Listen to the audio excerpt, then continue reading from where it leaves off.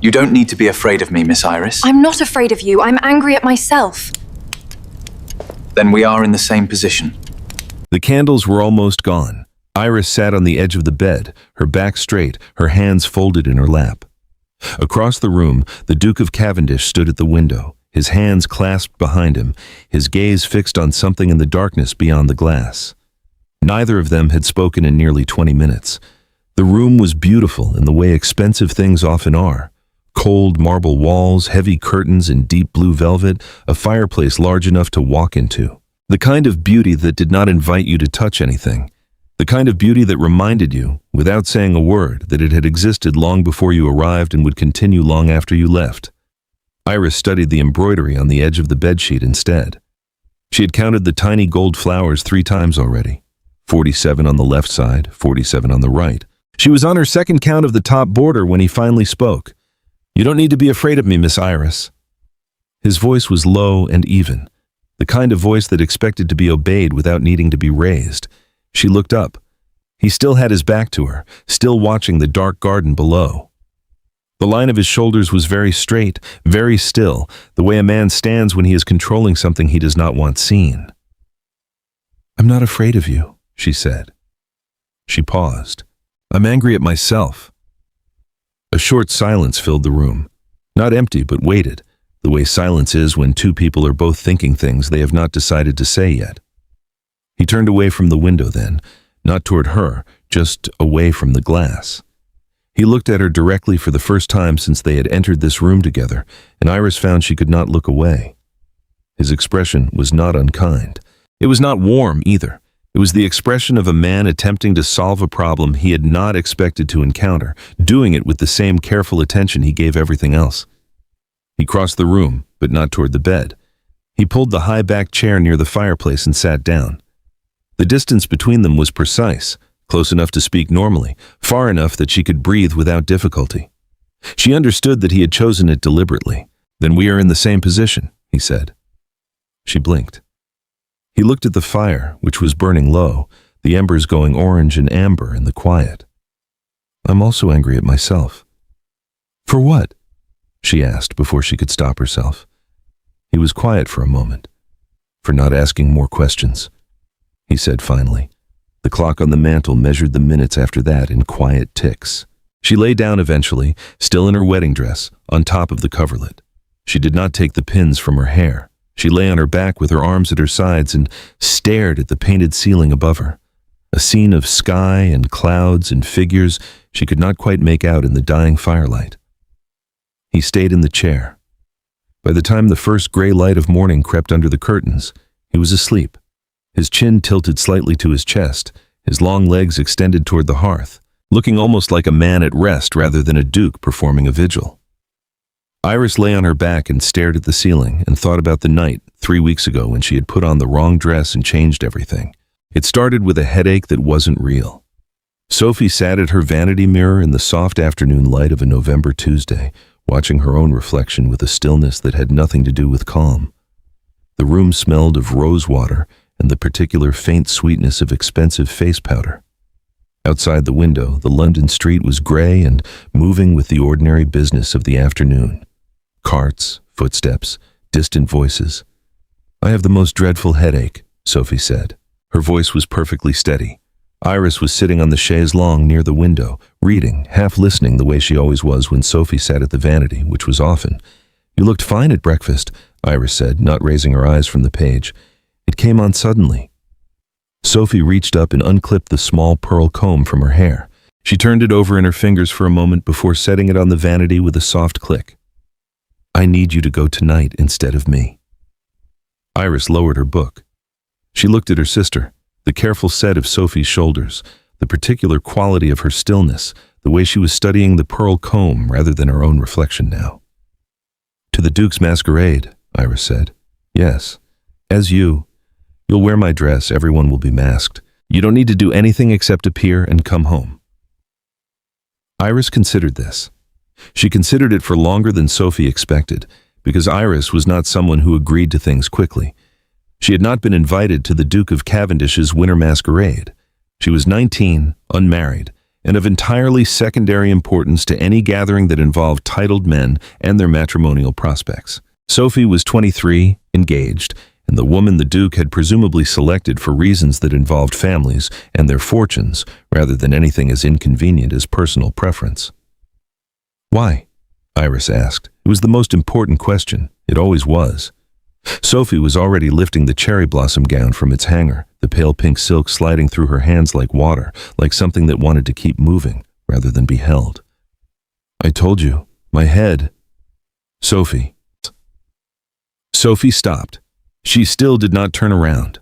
Her shoulders held very precisely, and Iris recognized the particular way Sophie held herself when she was deciding how much truth to allow. "I just need tonight," she said quietly. "I can't explain right now. Please." Iris looked at her sister's back for a long moment. Sophie was the beautiful one, the careful one, the one who always knew exactly what to say and when to say it and what not to say at all.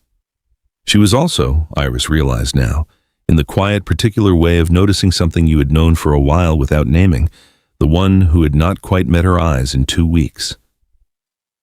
"One condition?" Iris said. "What?" "I come home before midnight. I'm not Cinderella, and that house is not my destination." The corners of Sophie's mouth moved. Not quite a smile, but something close, the ghost of one, the way a smile looks when it is tired. "Before midnight," she agreed. She held out the dress. Iris stood and took it. The silk was heavier than it looked. There was one more thing. Sophie reached into the small wooden box on the vanity and lifted out the pearl hair comb. She held it for a moment, the same moment she had given to everything today, the pause of someone who is choosing their words while appearing not to.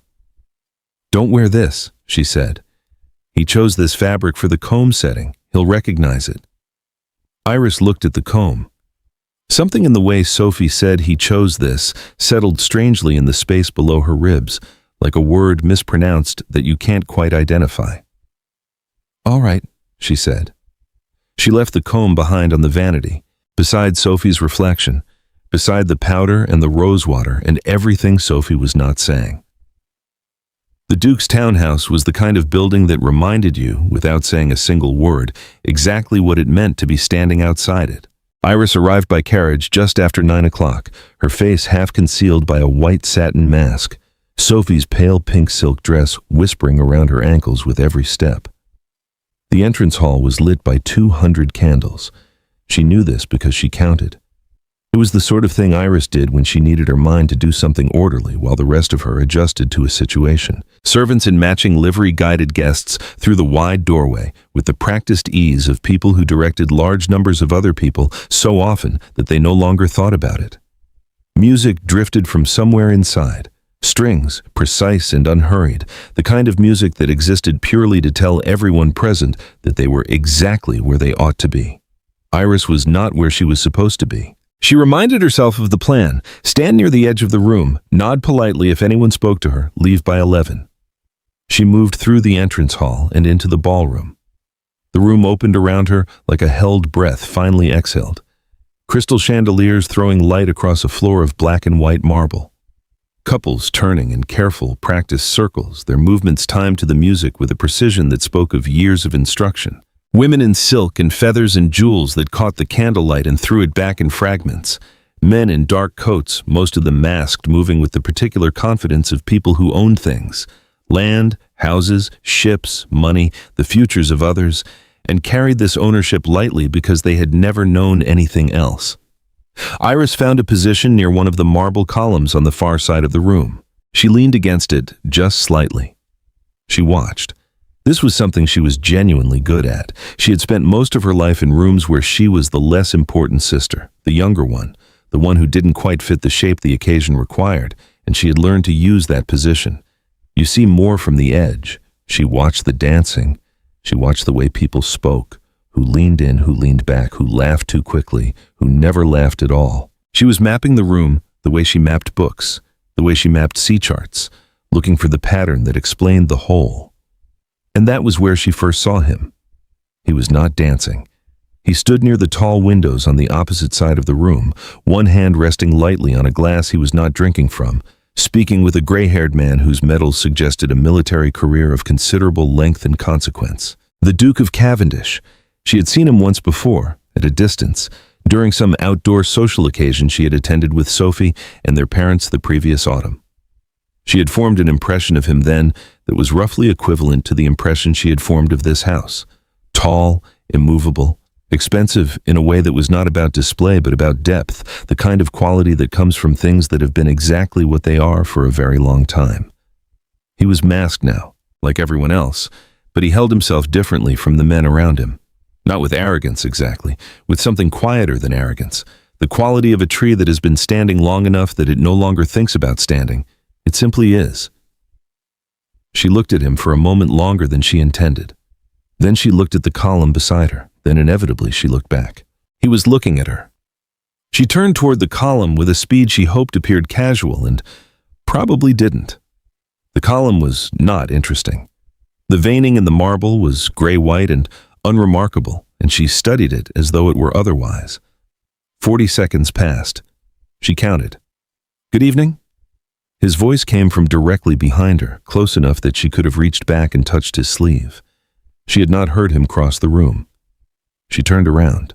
He was taller than she had estimated from across the room, a full head above her, which was saying something, because Iris was not short.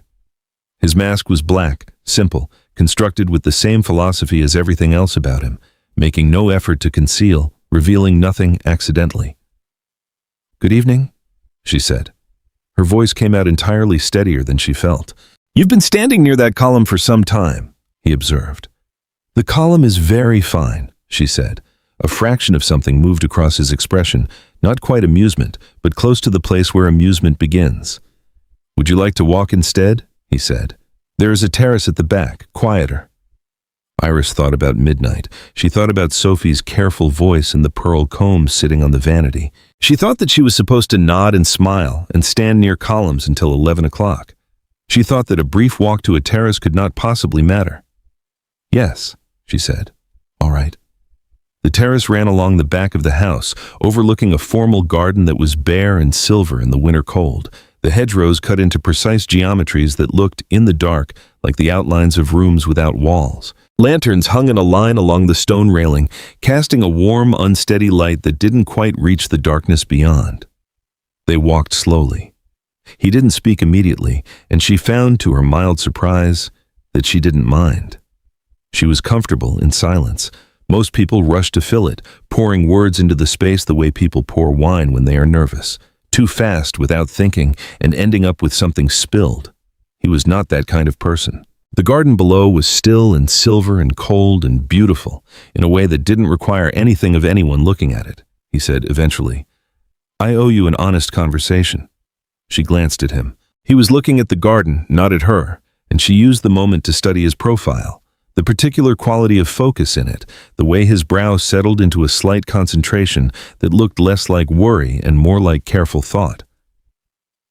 "I have been considering how to begin it for some weeks," he said. "Take your time," she said. He almost smiled. She saw it, just at the corner of his mouth, a fraction of a movement, before it passed. "We didn't choose this arrangement, he said. "I'm aware that you know this. I want you to know that I know it also, and that I am not under any illusions about how it came to exist." "I'm listening," she said. "Our families made this decision between them on practical grounds that suited them both. That is not a foundation I particularly admire, but it is the one we have been given, and I have found in general that the most practical thing to do with a poor foundation is not to argue about its inadequacy, but to build something on it that can eventually stand without it." She looked at him. "I would rather build something real from a poor beginning," he said, "than spend the next 30 years living in polite performance, if you are willing to try the same." Iris stood very still. The cold air moved around her, and she thought, "I should tell him now. I should say it now before another word." His voice continued, careful and low and entirely in earnest, and she heard it as though from a slight distance, because she was thinking very hard about the 6 words she needed to say. "I won't pretend that I know you well enough yet to make promises beyond what I can honestly offer," he said, "but I want to know you if that is acceptable." She opened her mouth. He reached into his coat pocket. He withdrew a small box, dark leather, the corner slightly worn from being carried in a pocket for some time. He opened it. Inside, against a cushion of ivory velvet, was a ring. Sapphire, deep blue, set simply in gold without excessive ornament. The kind of ring that trusted the stone to be enough. He did not kneel with romantic theatrics. He simply took her hand in both of his. His hands were cold, the cold of a man who had been standing outside in winter without gloves because he had not thought about his hands, and held it with a steadiness that felt nothing like a gesture. He placed the ring in her palm. The sapphire caught a lantern and held the light inside it, deep and still. "I will not make you unhappy," he said. "That is all I can honestly promise tonight, but I mean it without reservation." The ring was heavier than she expected. The weight of it in her palm was specific and real, like the weight of a decision. She closed her fingers around it. She said nothing. And the nothing that she said, the open mouth that closed again, the words that retreated before they reached the cold air, was the second mistake. The first had been putting on the dress. She was home before midnight. She set Sophie's dress carefully on the chair in the hallway. She placed the ring in the small ceramic dish on her dresser, the one she kept for hairpins, and it sat there looking out of place and strange and unavoidably real. She sat on the edge of her bed and stared at the wall for a long time. In the morning she would tell him. She would write a note. No, she would go herself. A note was cowardly. She would go to the townhouse and ask to speak with the Duke, and she would explain. A simple explanation. Wrong dress, wrong sister, wrong moment, easily undone. Surely the world was not constructed so rigidly that one evening's foolishness could seal itself into place and become permanent. Surely there were allowances made for mistakes that were not fully deliberate. She lay down. She stared at the ceiling. She did not sleep. She was still awake at 6 in the morning when she heard the carriage stop outside. She heard the front door and then the sound of voices in the entrance hall below. Her father's voice first, then another, lower, one she recognized from the terrace. She heard very clearly the specific silence that follows when someone does not answer a question they were asked. She was already dressed and sitting in the chair by the window with the ring in her closed fist when the knock came at her door. The Duke of Cavendish arrived at 8:30. Iris was not in the drawing room when he was shown in. She was standing in the corridor outside it with her back against the wallpaper and her heart behaving in an undignified manner, and the ring pressing its shape into her palm. Through the half-open door, she heard him speak with her father in the particular register of men who are managing a situation they did not anticipate. She heard Sophie's voice then, low. She couldn't make out words, only the sound of Sophie choosing each word carefully. Then a silence that went on longer than comfortable silences go. Then his voice again, asking something she couldn't quite make out. She heard Sophie not answer. The not answering went on for several seconds. Then she heard footsteps crossing the room, unhurried and precise, and the door swung further open, and he was standing in the corridor doorway looking directly at her, as though he had known exactly where she would be. He looked at her face. He looked at her right hand, which was closed, but not so well that the edge of the ring wasn't visible. He was very still for a moment. Then he said, with no particular expression, "You were on the terrace last night." It was not a question. "Yes?" she said. "And you are Iris?" She stopped. "Her sister, Iris Whitmore. She stopped again. "I'm sorry. I tried to tell you on the terrace twice. I should have said it. I don't have a proper excuse for why I didn't, and I'm sorry. Miss Iris." She went quiet. "How old are you?" he asked. 19. He looked at her for another moment. The unhurried assessment of a man who has learned to read people, not from the obvious signals but from the small ones, the quality of their stillness, the set of their hands. Then he turned back toward the drawing room. "I would like a word with your father," he said, privately. She learned what was decided from her father 2 hours later. He sat her down in the study, the room with the dark leather chairs and the portrait of her grandfather, and the particular atmosphere of a room where important matters were handled, and he told her, without softening it, that the Duke of Cavendish had formally requested that the engagement proceed. With her. Not Sophie, Iris. "Why?" she asked. Her father looked at her with the steadiness of a man who had already spent 2 hours processing this and had reached the other side. He said the ring was given in good faith. He said the words were spoken in good faith. He said that to withdraw from an agreement publicly made on such grounds would be to make a very great deal of something that could instead be managed quietly. That is practical, Iris said. Yes. It is not an explanation of why. Her father was quiet. He also said, he paused. He had spoken with Sophie. He said he understood her situation and wished her well. Iris sat with that. The picture of him saying it, the low voice, the steadiness, the absence of anger in the corridor, was very clear in her mind. He was not angry, her father said. That surprised me considerably. It surprised Iris too. It surprised her more than it should have. She looked down at the ring in her palm, the sapphire, the gold, the weight of it. She'd been holding it all morning without deciding to. The ceremony will need to be arranged promptly, her father said. The arrangement is public. There is no better alternative. Iris looked at the ring. I know, she said.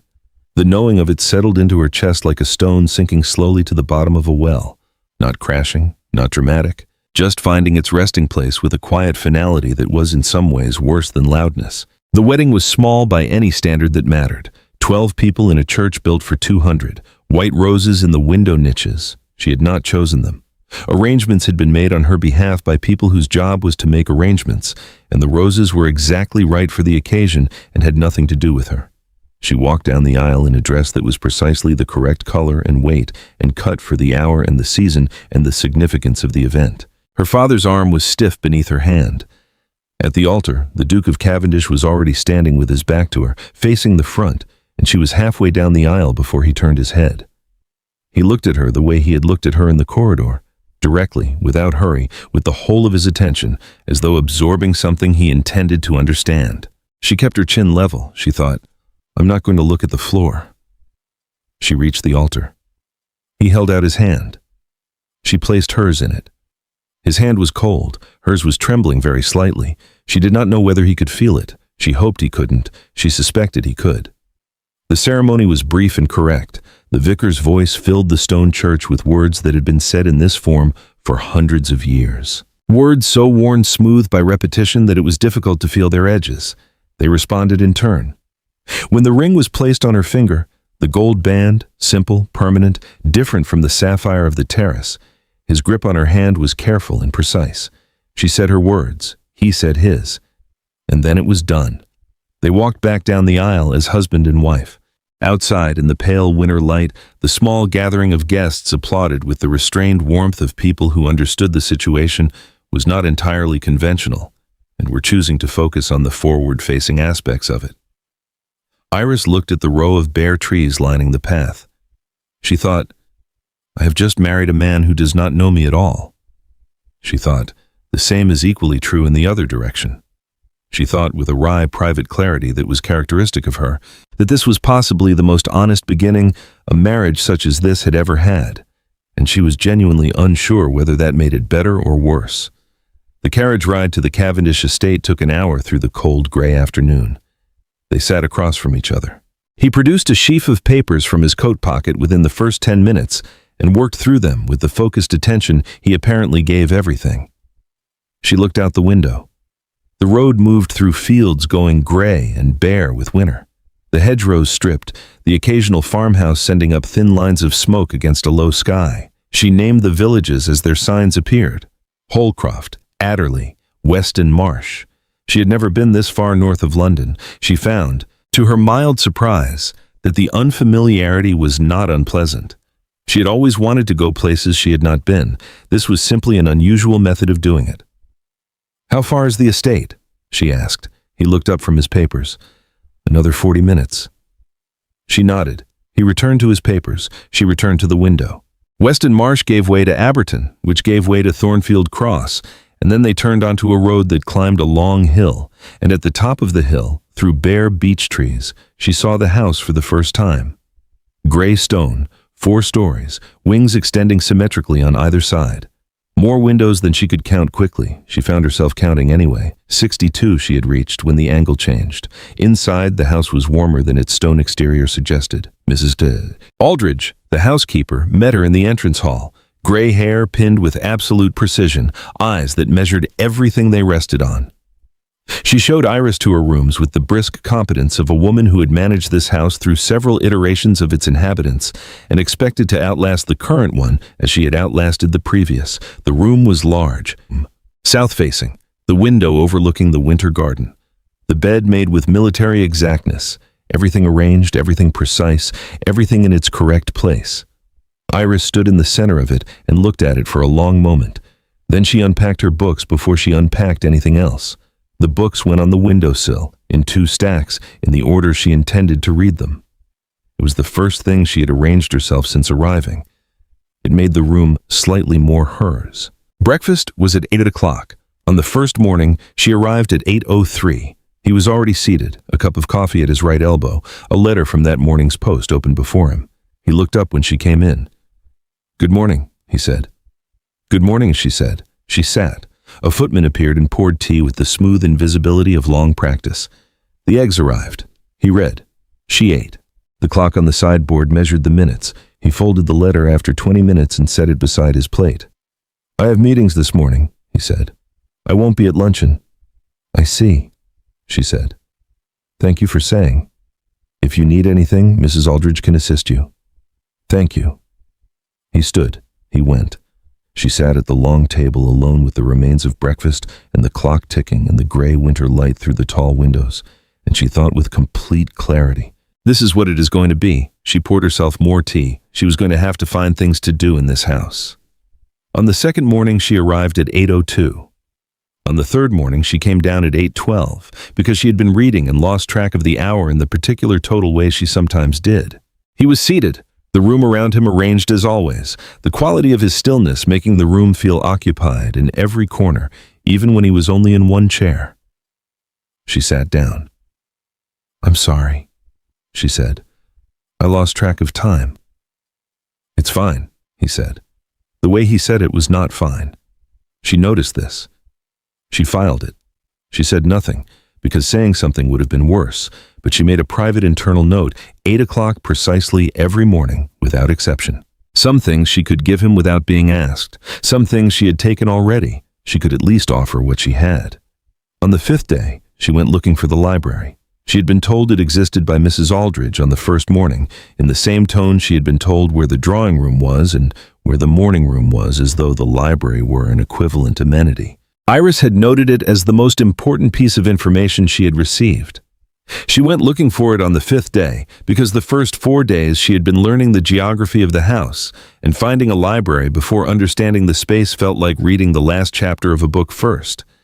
She found it by following the longest corridor on the 2nd floor to its furthest end and opening the door that looked oldest. The room beyond was large and dim and smelled of beeswax and paper and something older still. The specific smell of books that have been opened and closed by many different hands across many years. The accumulated presence of everyone who had ever read in this room. Floor-to-ceiling shelves on 3 walls. A large unlit fireplace on the 4th. A table in the center of the room covered with maps. She stopped in the doorway. Not decorative maps. Not the kind that hung in drawing rooms as evidence of education and taste and suitable cultural interest. These were working maps. Sea charts with coastlines annotated in multiple hands, trade routes marked with the penciled notes of people who had actually sailed them and wanted to remember what mattered when you arrived. She crossed to the shelves first.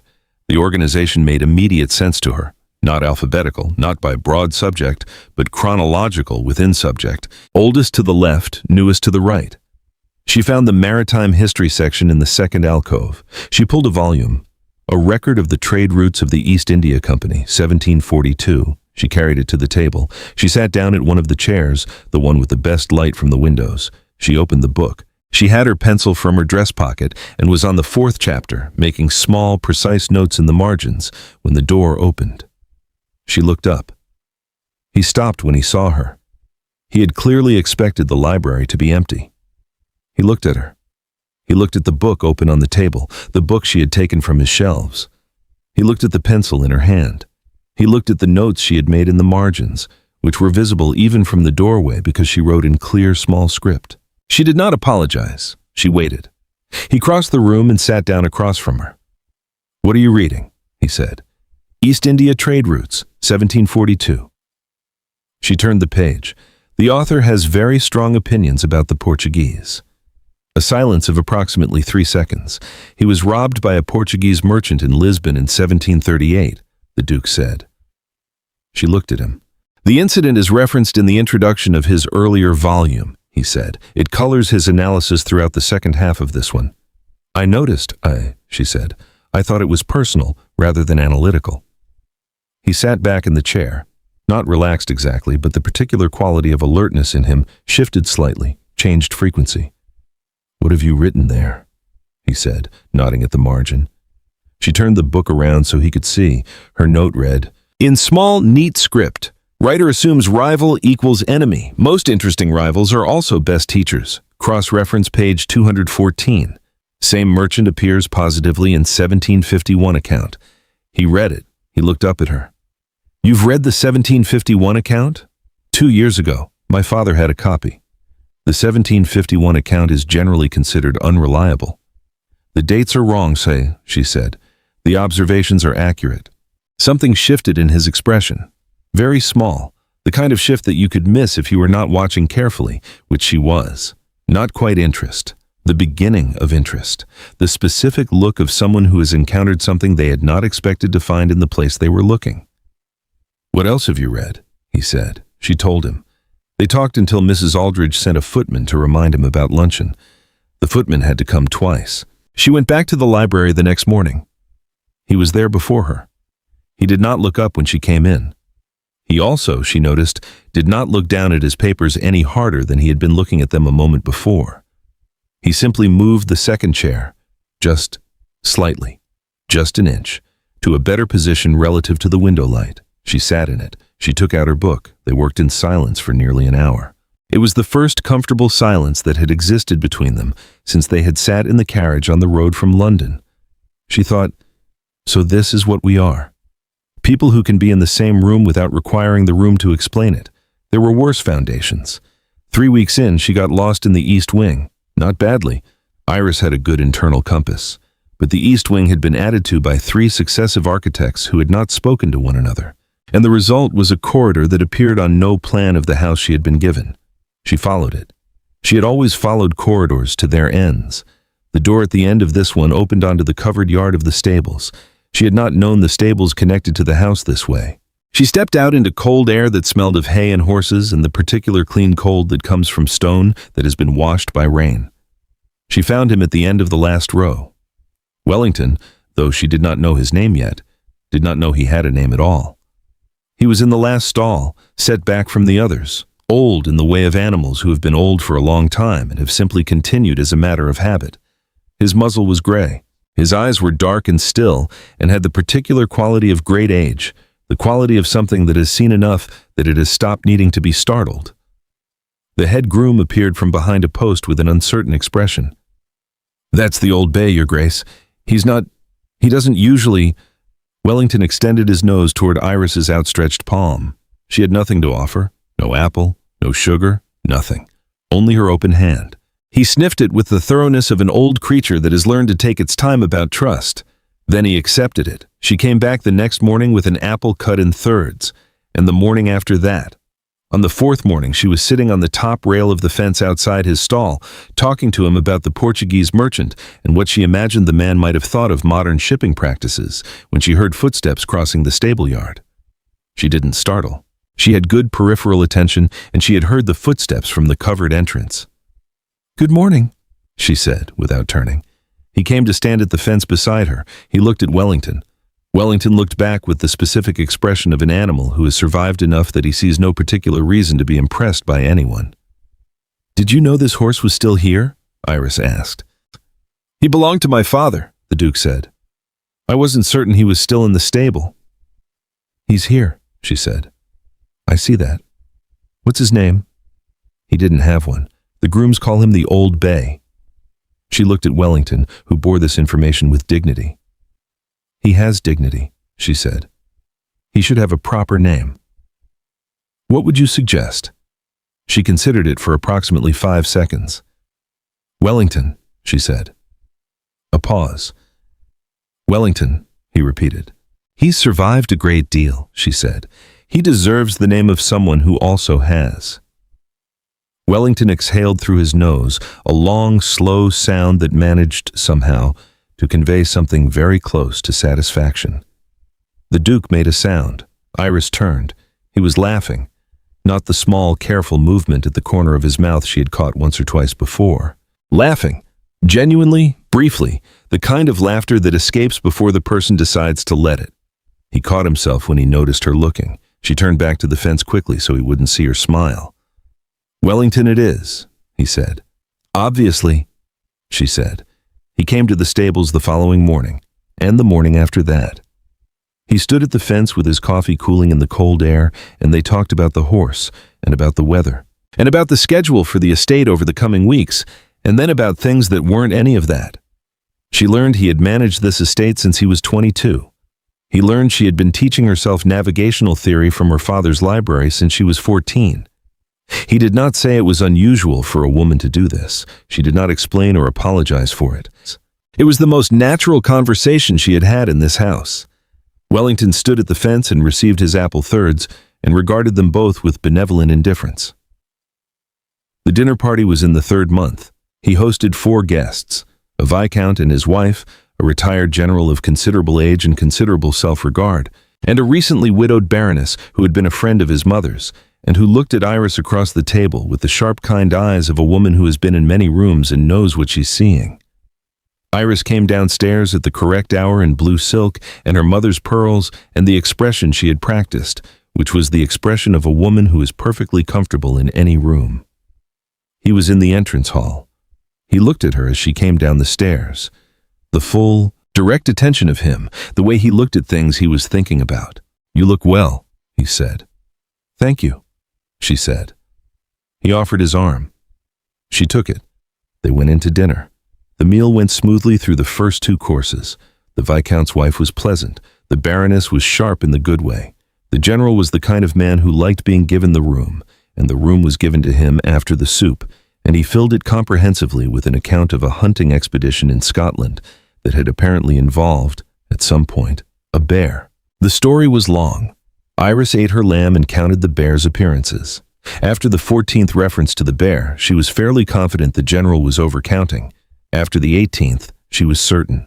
After the bear died for the 3rd time, with increasing dramatic embellishment at each iteration, she set her fork down very slightly, looked at her wineglass for a moment, and said, without raising her voice particularly, "Your Grace, the General's bear seems to have died 3 times this evening." A very brief silence. The Viscount's wife laughed, a real laugh, quickly restrained. The Baroness did not restrain hers at all. The General looked startled for approximately 1 second, and then he laughed too, the roar of a man who likes himself well enough to appreciate a joke at his own expense. "My memory does improve the story, I confess," he said. "I shall have to be more careful about the continuity." The table relaxed into something more genuinely pleasant for the remainder of the dinner. The General was, as it turned out, an interesting man when he was not performing the bear story, and the conversation turned to other things, interesting things, and the evening was considerably better than it had started. After the guests had said their goodbyes and the carriages had gone, Iris stood at the foot of the main staircase. She was thinking about going up.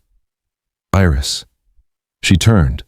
He was standing in the entrance hall, hands at his back, looking at her with the expression she had come to think of as his considering face, the slight gathering of attention around his eyes, the particular stillness of the rest of him.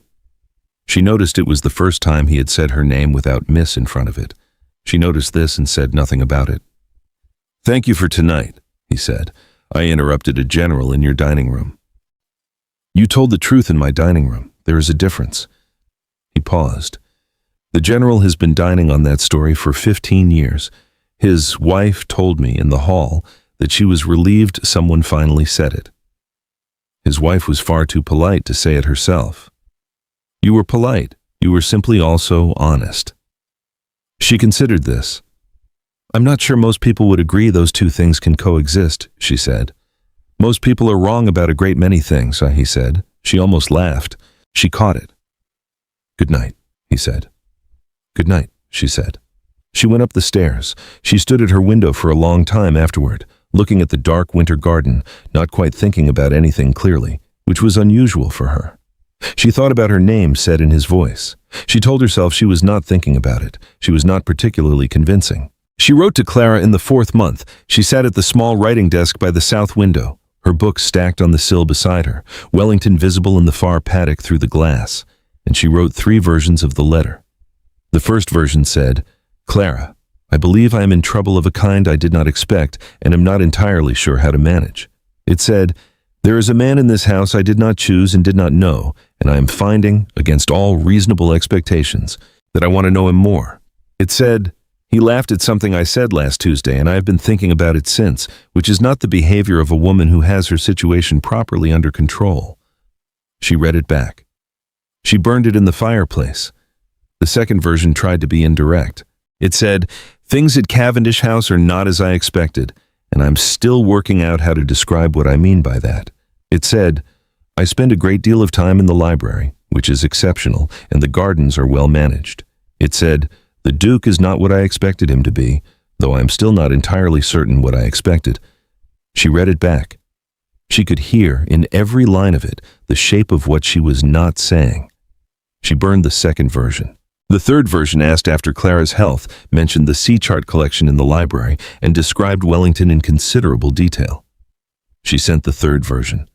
She sat in the chair afterward and was honest with herself for approximately 4 minutes, which was as long as she could stand it. She was falling in love with her husband, with a man she had been placed with as the consequence of a mistake, with a man who had received her as the consequence of a deception and had never, not once, allowed her to feel the weight of that. And she did not know what to do with the fact that this made it worse rather than better, because it meant she had less ground to stand on, less reason to keep the careful distance she had been telling herself was sensible. What happened if he knew the full shape of how this had begun and decided that the shape of it was on examination? Something he could not accept? What happened if the patience was not patience, but simply the behavior of a man who had not yet decided what to think? She closed her writing box. She went to the library. He was there. She sat in her chair without speaking. He didn't look up from his documents, but she saw the line of his shoulders ease, very slightly, the way a room settles when a door that has been open is quietly closed. She told herself she had not noticed. She was becoming a very poor liar, particularly to herself. It rained without stopping for 4 days in the 2nd month of the new year. On the 3rd night, Iris couldn't sleep. This was not unusual for her. She slept badly when she had been too long inside the same 4 walls. Rain had kept her from the garden and from the stables for 4 days, and her mind was doing the thing it did when it lacked sufficient movement, running through everything in reach, turning things over, picking at them, unable to stop.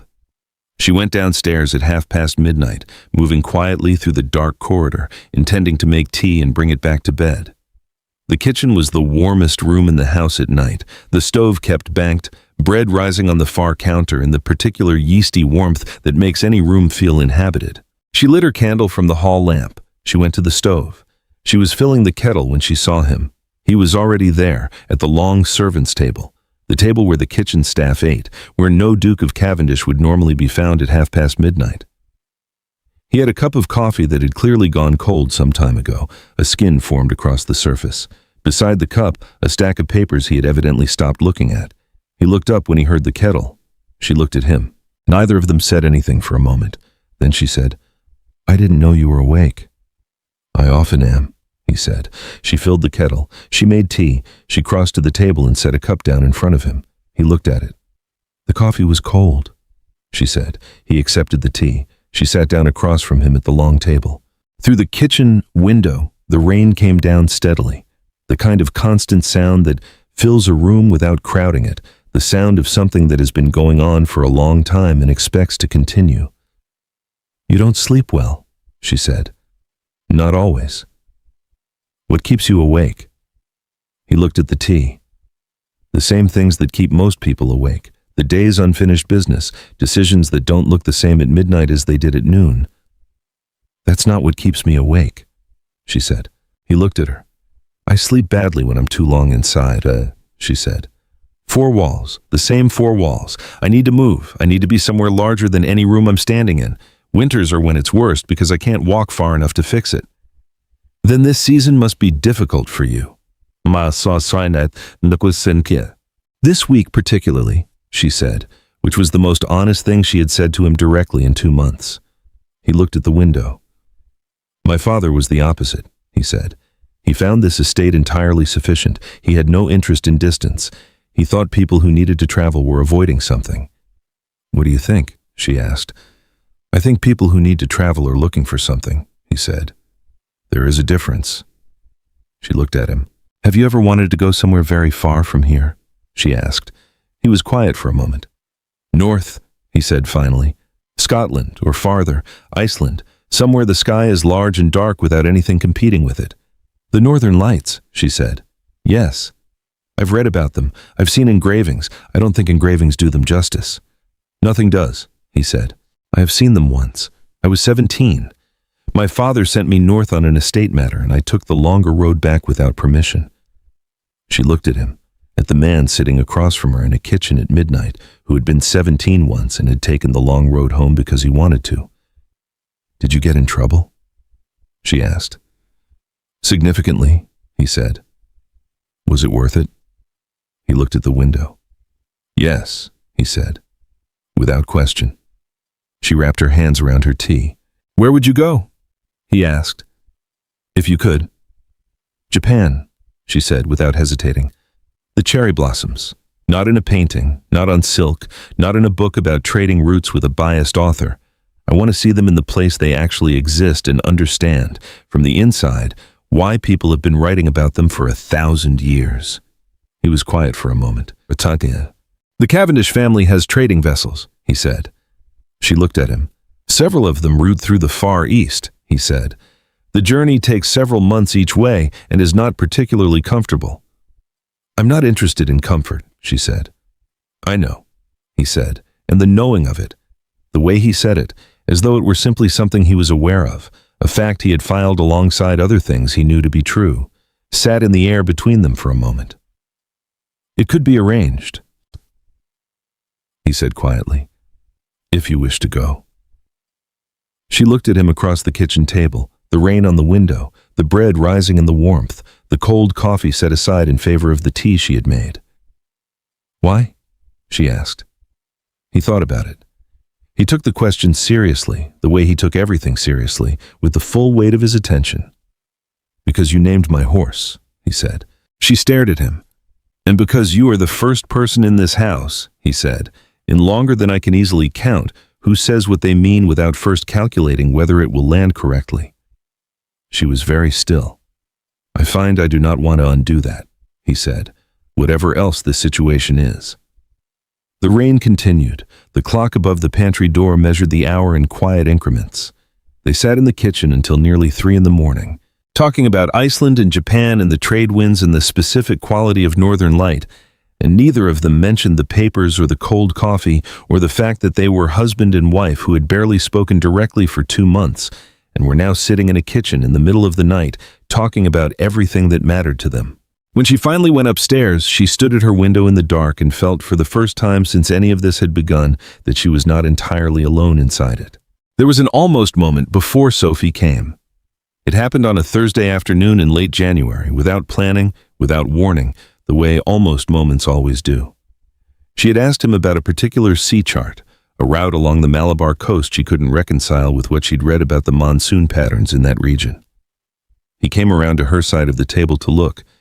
It was simply proximity, simply the practical matter of being close enough to both see the same thing, and neither of them thought about it as he leaned forward to indicate the stretch of coastline in question. She turned her head to look where he was pointing, and found the distance between them was nothing.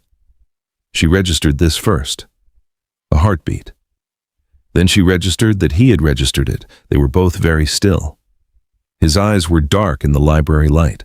His hand was resting on the edge of the map, very close to where her hand was resting on the edge of the map, and she was aware of this with a precision that felt disproportionate to the smallness of the fact. 1 second, 2 seconds. She thought, "I'm not going to look away first." 3 seconds. A knock at the door. "Your Grace." Henderson, the estate secretary, in the hall. "The documents from Morrison and Keene have arrived. They require your signature by end of day." He straightened. He crossed back to his side of the table. He said to Henderson, "I'll be there immediately." He didn't look at her as he gathered his papers. He paused in the doorway. He said without turning, "I'll be at luncheon today." "I'll be there," she said. He went. She looked at the sea chart, the Malabar coast, the monsoon patterns. She was not thinking about either of them. She sat very still for a long time. She thought, this is either the best or the worst thing, and I have no way of knowing which, and I am running out of reasons not to find out. Sophie came on a Tuesday afternoon in early February. A note arrived an hour before she did. 3 lines, Sophie's handwriting, neat as always. "I am coming to see you. There is something I should have said before now. I'm sorry it has taken me this long." Iris read it standing in the hallway. She was in the garden when the carriage came. The first day warm enough to be outside without misery, the snow finally giving way to mud and the first bare signs of early spring underneath. Mrs. Aldridge came to the terrace door. Iris went inside. Sophie was in the small sitting room off the entrance hall, not the formal drawing room. She had asked to wait somewhere quieter. She was standing when Iris came in, still in her coat, her gloves on, not having settled into the room enough to take them off. She looked like someone who had written and rewritten what they needed to say many times, and was now afraid that all the versions would desert her simultaneously. "Sophie," Iris said. "I need to tell you something," Sophie said. Iris sat. She folded her hands in her lap. She waited. Sophie looked at the fireplace for a moment, then she said, "The night of the masquerade. I need to tell you the truth about it." "All right," said Iris. "I didn't have a headache." "I know," said Iris. Sophie looked at her. "I worked that out some time ago," Iris said evenly. "I'd rather hear what you have to say." Sophie pressed her gloved hands together. "I'm in love with someone," she said. "I have been for the better part of 2 years. His name is Thomas Fellows." Iris said, "I know." Sophie stopped. "How?" "Because I know you," Iris said. "You've been different since last spring. Anyone paying attention could see it. I was paying attention." Sophie was quiet for a moment. "Why didn't you say anything?" she asked. "Because it wasn't mine to say. I was waiting for you to say it to me." Sophie looked at her gloves. "Thomas is not... He doesn't have a title. His family is in trade. He has everything that should matter and none of the things Father requires to matter." "I know," Iris said again. "Father had already made the arrangement with the Duke before I understood how serious it was, and I couldn't... She stopped. "I couldn't tell Father I wouldn't go through with it. Not directly. I couldn't say it to his face. So you sent me instead," Iris said. "I thought it was one evening," Sophie said. "I thought it was a party. I thought I would have more time, and I would find a way to..." Her voice steadied with effort. "I did not know he was going to give you the ring. I swear to you, Iris, I did not know." Iris looked at her sister. Sophie's eyes were very bright, and her chin was set with the effort of not looking away. She was telling the truth. She had been selfish, and she had been cowardly, and she had let Iris walk into something without understanding its weight, and she was telling the absolute truth. "Does Thomas know?" Iris asked. "He knows everything. He has been asking me to come to you for 3 months. A pause. "He said I owed it to you." "He's right," Iris said. "I know." Sophie finally pulled off her gloves. "I am sorry, Iris. I know that is wholly insufficient. I know there is nothing I can..." "Are you happy?" Iris said. Sophie blinked. "With Thomas, are you happy?" "Yeah," Sophie said. "Very. He is..." She stopped herself. "Yes, very much." "Then that's something," Iris said. Sophie looked at her for a long moment. "You're not angry," she said. "I am many things," Iris said. "I'm still working out what they are and in what proportion." Sophie stood. She put her gloves back on. "What will you do?" she asked. "I'm going to talk to my husband," Iris said. Sophie left. Iris sat in the small sitting room alone. She didn't move for a long time. She was thinking in the methodical way she had, not rushing, not avoiding, just working through it. Sophie had been afraid, and people who are afraid find the smallest available exit. Iris understood this. What she needed to understand was what it meant for the rest of it. For a terrace in winter and a ring in her palm, and I will not make you unhappy.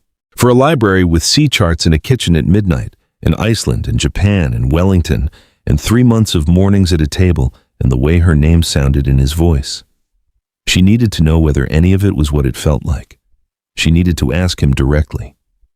She stood up. The library. Evening. He was at the library table when she pushed the door open. He always was at this hour. She had learned his patterns the way you learn the patterns of a house you have decided to live in rather than merely occupy. She crossed to the table. He looked up. She must have looked unusual. She had not taken the time to compose her face, and composing her face was not something she was particularly skilled at even when she did try. "Sophie came today," she said. He set his pen down. He said nothing. He waited. "She told me the truth," Iris said. "About the masquerade, about all of it." She told him what Sophie had said, efficiently, without dramatizing, just the facts set out in order. The love for Thomas Fellows, the engagement she hadn't known how to refuse, the one evening that wasn't supposed to matter, the ring she had not planned for. He listened without interrupting. "Did you know?" she asked. "Before this, did you suspect anything?" He considered it. "I suspected the situation was more complicated than a headache," he said. "Afterward, I didn't know the particulars." "But you knew she had not simply been ill." "I suspected." "Yes." She looked at him. She took a breath. "I want to ask you something," she said, "and I need you to answer honestly, not as a duke managing a situation, honestly." He stood up. He came around the table, not to close the distance between them, just to remove the table from between them. He looked at her directly. "Ask," he said. She held his eyes. "If you had known the truth that night," she said, "on the terrace, if you had known I was Iris, not Sophie, and we had never met, and you knew nothing about me, would you have said what you said? Would you have given me the ring?" The silence was long. "No," he said. She nodded once. She had expected it. The expecting of it did not make it land differently. He continued. "I went to that terrace to speak with the woman I was engaged to. I said those words to the person I believed was my future wife.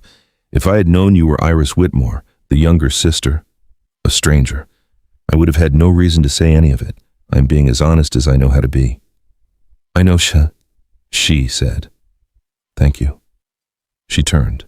"But—" She stopped. He moved, not toward her exactly, just forward. He stopped in front of her, the careful distance. The distance he had always maintained, which she had come to understand was not coldness, but something closer to its opposite. The distance of a man who was very careful about what he reached for, because he intended to keep it when he did. "If your question is about now," he said, "knowing everything, knowing who you are and how we came to be standing in this room." "That isn't the question I asked," she said. "I know. I'm answering the question that matters more." She looked at him. "I have been in this house for 4 months," he said.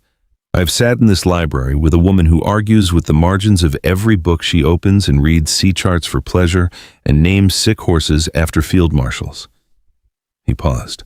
"I have eaten luncheon for the first time in 3 years without working through the meal. I have laughed in my own house, which I had not done since I cannot remember when. I have sat in the kitchen at midnight and not wanted to leave." She was very still. "I have been a great deal more at ease," he said quietly, "than I have known how to account for." He reached into his coat pocket. He placed something on the table between them. The pearl hair comb.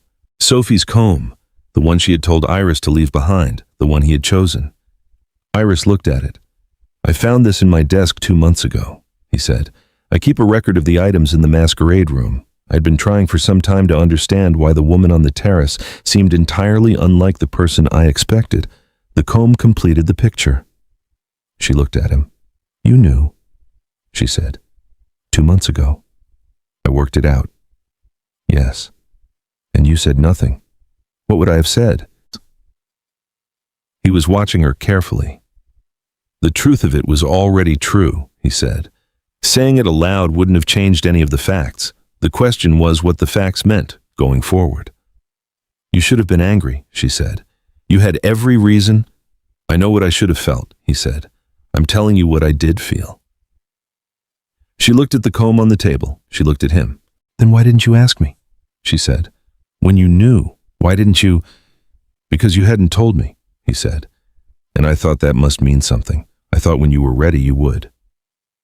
The room was very quiet. "Are you angry now?" she asked. "No." "You should be. Perhaps, Gita." "I'm not. I've examined the possibility quite thoroughly. I remain not angry." She looked at him. She looked at the comb.